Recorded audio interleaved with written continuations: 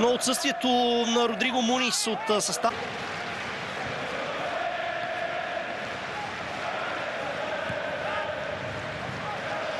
Вълнуващ двубой, който се игра в средата на април. Въпросът е, че още му позволи да спре подаване, отиващо потенциално към футболист на Сити. Отлична работа на Доку, много добро придвижване от...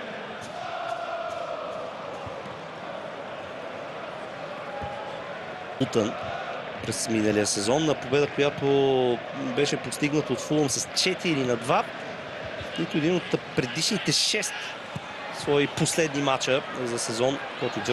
Бернардо Силва, ново центриране.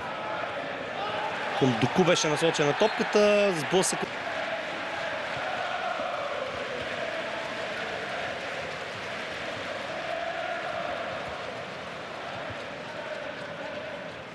Адама Трауре! Блокиране неговият удар.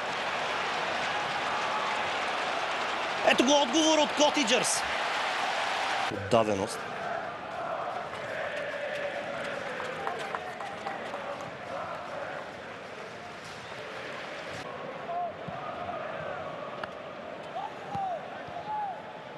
Следвалия сезон. Но откакто Марко Силва пое контрола над Фулъм, средата на таблицата и то безопасността за тима е нещо, което може акцент. А през този сезон Фулъм е на път да завърши с най-много точки под ръководството на Силва. Сякаш не внимаваше съвсем Йоаким Андерсен. И отново Сити може да атакува. Доку. Огромни проблеми създава на Кени Тете. Като цяло захожданията на фланговите футболисти на Сити бяха